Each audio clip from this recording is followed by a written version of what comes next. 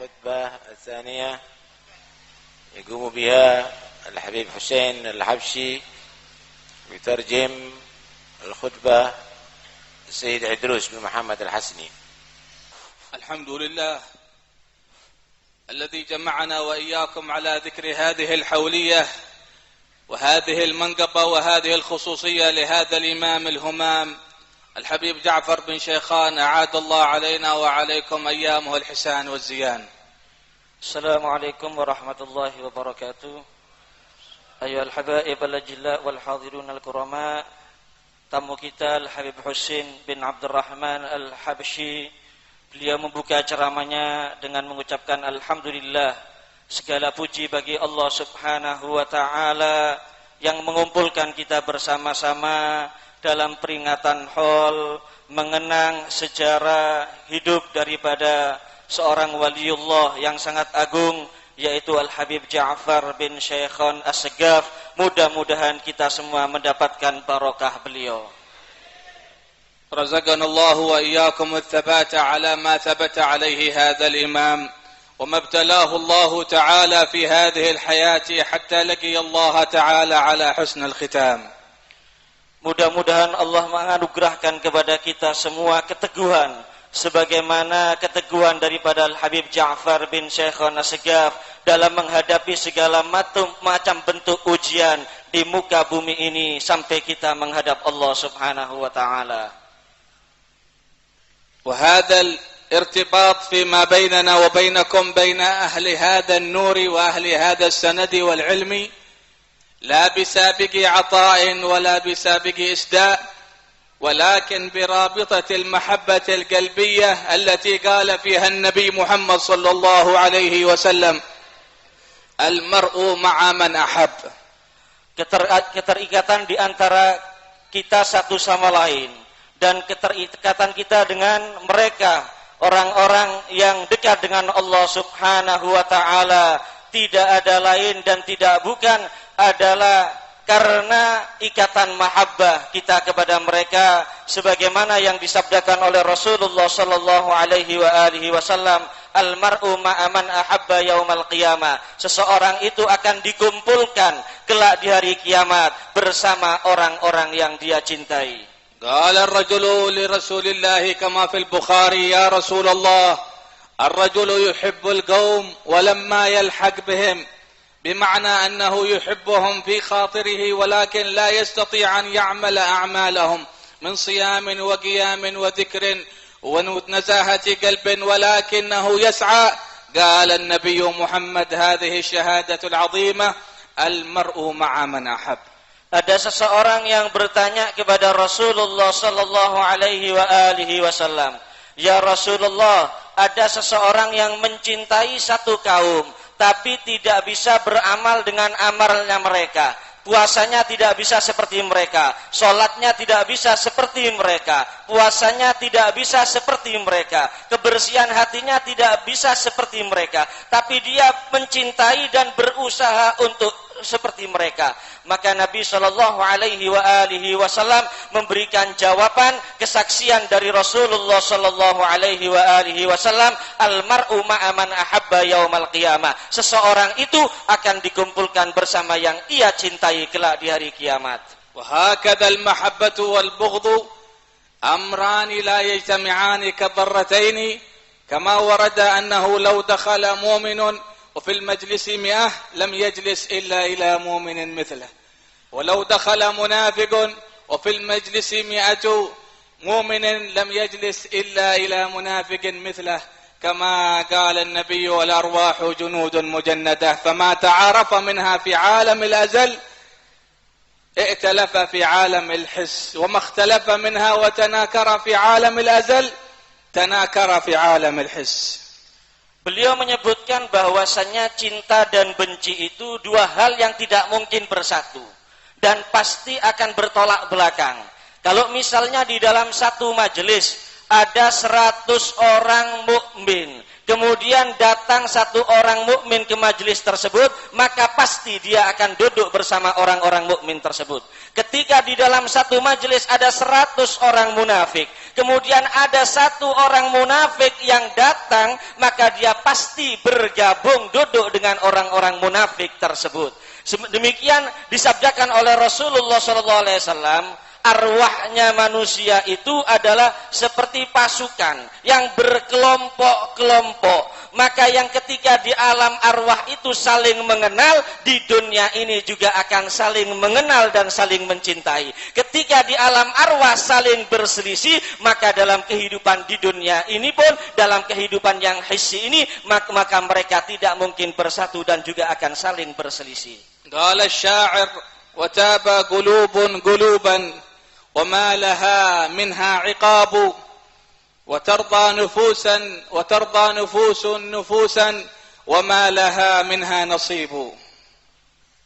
Disebutkan di dalam syair, wa taba qulubun quluban wa ma laha minha 'iqabu, bima'na anna hunaka qulubun tatanafar min qulub wa laysat tu'aqibha wa la tu'adhibha, walakin بالفطرة هناك يحصل تنافر فيما بينها، وكذلك ترضى قلوب لقلوب ولم يسبق من ذلك عطاء ولا إسداء.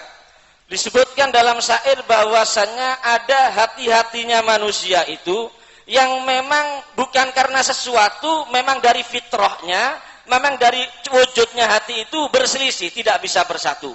Ada juga yang hati itu saling mencintai bukan karena diberi sesuatu atau karena didahului dengan anugerah atau pemberian, tapi memang sudah fitrahnya, memang sudah tabiatnya hati tersebut untuk mencintai orang tersebut. هكذا شأن الإرادة في هذا الإنسان المريد، تأتيه الابتلاءات ولكن لا يؤخذ عنه ما يصدر منهم من أقوال حتى يحصل له أمر الثبات على حسن الخاتمات، كما قال الإمام الحداد: إنا لا نأخذ شيئا من أحد حتى نتيقن موته على ما قال فيه. بمثل ذلك رسالة أدب سلوك المريد، آداب سلوك المريد، طلب ذلك من الإمام الحداد واحد من المريدين، فلهذا الإمام الحداد لم يذكروا أنه طلبه فلان ابن فلان، قال لأني لم أرى ثباته على أمر الإرادة، وفعلا مات هذا على غير سلوك سبيل الإرادة، ولكن كتاب آداب سلوك المريد بقي منفسا ومتنفسا لجميع المريدين في السلوك إلى هذا الطريق. Disebutkan bahwasanya begitulah orang-orang yang ingin menjadi orang beruntung di akhirat atau ingin sampai kepada Allah Subhanahu wa taala, maka mereka itu hendaknya selalu teguh berjalan di jalannya mereka para as-salafun as-salihun. Disebutkan bahwasanya Al-Habib Abdullah bin Alawi Al-Haddad tidak pernah menyatakan seseorang itu disebut al-murid kecuali kalau benar-benar dipastikan dia meninggal di dalam jalan yang lurus menuju Allah Subhanahu wa taala. Sehingga ketika beliau diminta oleh seseorang untuk menulis kitab Adab Sulukil Murid, maka beliau tidak menyebutkan nama orang yang meminta untuk ditulis kitab tersebut, tapi beliau menyebutkan Adab Sulukil Murid. Beliau menyebutkan al-murid di situ. Maka ternyata betul orang yang meminta untuk dituliskan kitab tersebut ketika meninggal tidak meninggal di jalan yang lurus, di jalan menuju Allah Subhanahu wa taala, tapi kitab karya Al-Habib Abdullah bin Alawi Al-Haddad yang ditulis oleh Al-Habib Abdullah bin Alawi Al-Haddad sampai detik ini sangat bermanfaat bagi orang-orang yang ingin berjalan sampai kepada Allah Subhanahu wa taala. tahsulu ibtila'atun وافتتانات لهذا المريد، هل يثبت على ما امتحنه الله أو يزل عما ابتلاه الله سبحانه وتعالى؟ فالثابت الذي سبقت له من الله الإرادة وختم له بها، ولهذا جاء عن النبي محمد صلى الله عليه وآله وسلم في شأن قراء القرآن في آخر الزمان. وسمعتم أن هذا الرجل كان يتلذذ بالقرآن وكان إماما به، ولكن النبي جاء بالبخاري عنه أنه يخرج في آخر الزمان قوم يقرؤون القرآن كما أنزل، فشتان بين هذا الصنف من أهل هذه الطريق بين أهل هذا الصنف من تلك الطريق يقرؤون القرآن كما أنزل، لكن العلامة قال لا يجاوز حناجرهم، من فوق فقط، لم يصل النور إلى قلوبهم، قال لا يجاوز حناجرهم، يمرقون من الدين كما يمرق السهم من الرمية، يحقر أحدكم صلاته عند صلاتهم وقراءته عند قراءتهم، لو أدركتهم لقتلتهم قتل عاد. Beliau menyebutkan bahwasanya al-murid itu ketika dia berjalan, dia akan mengalami berbagai macam ujian dan cobaan ibtilaat di atas dunia ini. Maka ketika dia itu keadaannya ketika mengalami itu ada dua. Ada yang dia teguh, tetap berjalan di jalan tersebut, ada yang tergelincir.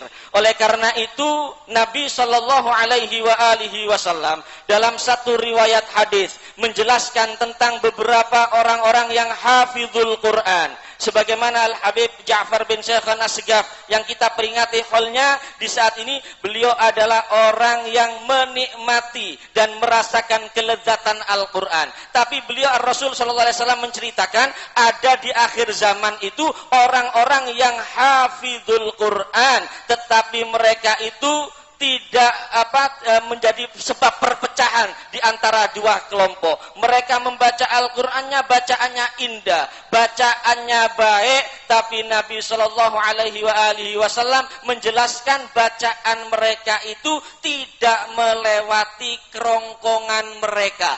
Artinya tidak sampai nurnya Al-Quran masuk, cahaya Al-Quran masuk ke dalam hati mereka. Dan mereka disifatkan oleh Rasulullah SAW, orang-orang yang seperti itu nantinya dia akan keluar dari Islam seperti panah yang keluar daripada busurnya, yang terlepas daripada busurnya.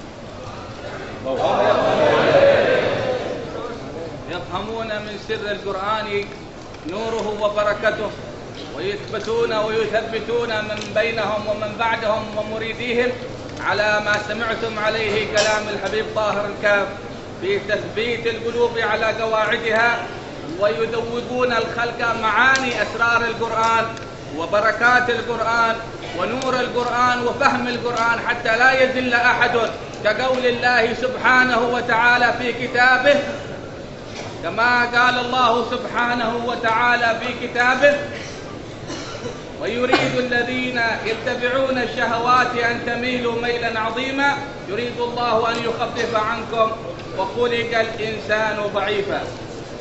Beliau disebutkan bahwasanya mereka itu adalah orang-orang yang mereka memahami Al-Quran dan bisa menjelaskan Al-Quran serta menerangkan Al-Quran dengan sebaik-baiknya. Tetapi mereka sebagaimana tadi yang disampaikan oleh Habib Thohir, banyak sekarang ini orang-orang yang mereka tidak berpegang teguh dengan Al-Quran, sehingga mereka tidak melaksanakan kandungan-kandungan Al-Quran tersebut.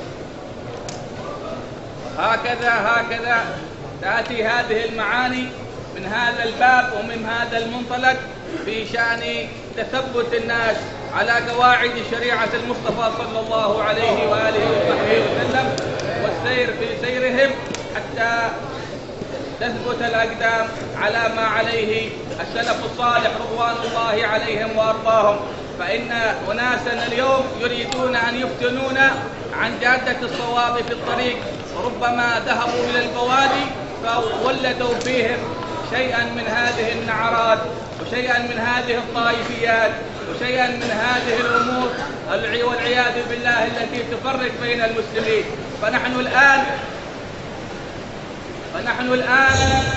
فنحن اليوم في ذكرى هذا الإمام العظيم الذي ابتلي ومثله أبوه الحبيب شيخان بن علي في المكلا ابتلي، ولكن بلاؤه في الباطن أكثر من بلاؤه في الظاهر. ها هي قبته في المكلا تكسر وتهدم وينبش قبره، ولكن جثته قد اختفت عن الأنظار ولم يلمسوها. وهذا الثابت رضوان الله عليه وأرضاه في شان هذه الابتلاءات مما جاء في عقول كثير من الناس. Beliau menjelaskan bahwasannya hendaknya kita ini berpegang teguh dengan jalannya para aslaf kita. Segala macam bentuk ujian dan cobaan yang menggoyangkan kita atau menggoyahkan kita, baik itu berupa jabatan, berupa harta benda, berupa kelompok atau apa saja, maka hendaknya jangan sampai kita terpengaruh. Hendaknya kita bersabar menghadapi segala macam bentuk ujian, berpegang teguh dengan para aslafun as-salihun. Di saat ini kita peringati halnya Habib Ja'far bin Syekhon As-Segaf. Beliau banyak mengalami ujian-ujian dan cobaan-cobaan, tapi beliau bersabar menghadapi itu semua. Bahkan ayah beliau yang ada di Mukalla, Al-Habib Syekhon bin Ali As-Segaf, juga banyak mengalami cobaan-cobaan, mengalami ujian-ujian di masa hidupnya. Namun ujian yang batin yang beliau hadapi itu masih lebih besar daripada ujian-ujian yang zahir. Bahkan disebutkan bahwasannya makam beliau yang ada di Mukalla itu oleh orang-orang yang membenci beliau dibongkar, digali itu makam beliau, dihancurkan makam beliau, ingin menghancurkan jasad beliau, tapi jasad beliau sudah tidak ditemukan karena beliau sudah menjauh dari mereka atau bersembunyi daripada mereka. هكذا لأن الأفهام إذا اختلطها شيء تأتي في الأنفاس والعياذ بالله النعرات والأحقاد والطائفيات. دخل بعض الناس إلى بعض القرى في بعض الأماكن في حضرموت وهو مترسم بزي طلبة العلم ومتطيلس، فجاء إلى البادية فقالوا له الناس نقدمه لصلاة المغرب، فقدموه يصلي بالناس المغرب. الله أكبر، الحمد لله رب العالمين. تمام. لما أكمل الصلاة سلم، قالوا له الناس أهل البادية أهل الفطرة، يا شيخ وين البسملة؟ البسملة أينها؟ قال البسملة جبتها في سري في قلبي داخل. قالوا تمام خير إن شاء الله. خرج الرجل، قالوا أكيد سيرجع لصلاة العشاء. فلما عاد لصلاة العشاء اتفقوا أهل المنطقة، قالوا إذا قال ولا الضالين كلكم لا أحد يقول آمين. قالوا تمام. فلما جاء لصلاة العشاء، تفضل يا شيخ، تفضل تفضل تفضل، هذا كثير من طلبة العلم اليوم يحب إلا الصدارة والأمام، تفضل تفضل. قال تقدم، الحمد لله رب العالمين ولا الضالين. سكتم بكتم، ما حد جاوب أبدا. فلما أكمل الصلاة غضب، قال أين؟ أنا أقول لكم ولا الضالين ما حد يقول آمين. قالوا نعم يا شيخ، نحن قلناها في قلوبنا في سرنا داخل، أنت جبت البسملة في سرك ونحن جبناها في قلوبنا آمين. البسملة فرض واجب أن تأتي بها في الفاتحة وآمين إلا سنة. فسبحان الله، جاءت الحجة والحكمة من أبساط الناس. هكذا نأخذ هذا المجال من أدبه وأهله لنثبت ولا نتزعزع. Beliau menceritakan pernah ada seseorang yang masuk ke desa. Dia berpakaian seperti pakaiannya orang yang alim. Maka dia dipersilakan untuk menjadi imam sholat maghrib. Ketika dia menjadi imam sholat maghrib, bacaannya indah, luar biasa. Mereka kagum orang-orang. Tapi tidak terdengar bacaan yang diawali dengan Bismillahirrahmanirrahim. Selesai sholat, orang-orang itu bertanya, wahai syekh, mana bacaan Bismillahirrahmanirrahimnya? Kok langsung Alhamdulillahirrabbilalamin? Dia mengatakan Bismillahirrahmanirrahimnya dalam hati saya tadi, enggak saya lafadzkan, kata dia. Maka orang-orang di tempat itu setelah dia pergi, masyarakat di tempat itu bersepakat, nanti ini pasti muncul lagi ini orang, muncul lagi di waktu sholat isya. Kita persilakan lagi jadi imam dan kita semua sepakat ketika dia waladhdallin, kita semuanya nggak ada yang amin, aminnya dalam hati semua. Subhanallah, betul muncul lagi datang. Oh, dipersilakan, silakan jadi imam. Ya, ini semua santri-santri ini yang hadir katanya orang-orang di situ dipersilakan jadi imam. Sudah ngimamin lagi dia. Alhamdulillahirabbil alamin, enggak pakai bismillah lagi. Sampai waladhdallin, enggak ada yang amin. Selesai salam, habis sholat, dia marah kepada jamaah tadi, marah. Kenapa kok nggak ada yang amin? Maka orang-orang menyatakan, iya wahai Syekh, aminnya kami dalam hati semuanya, katanya. Maka katanya orang-orang tadi menegur dia, amin ini cuma sunnah. Sedangkan melafadzkan bismillahirrahmanirrahim, baca bismillahirrahmanirrahim itu rukun, wajib dalam sholat. Sehingga subhanallah dia, ya, yang bisa menjawab orang-orang biasa, orang-orang awam yang bisa menjawab dia. Oleh karena itu jangan terpengaruh kita dengan yang seperti itu para hadirin. Kita tetap berjalan lurus, berpegang teguh dengan semacam orang-orang yang kita peringati kholnya di siang hari ini. وفقنا الله وإياكم توفيق الصالحين وهدانا لما هدى به المقربين وحببنا إلى الصالحين وحبب الصالحين إلينا ظاهرا وباطنا وأعان القائمين على هذا المقام الحبيب توفيق وإخوانه وأهل هذا الحل والعقد. نسأل الله تعالى أن يرحم الجميع برحمته ويعمنا بمغفرته ويكتبنا من العائدين الفائزين الظافرين والحمد لله رب العالمين.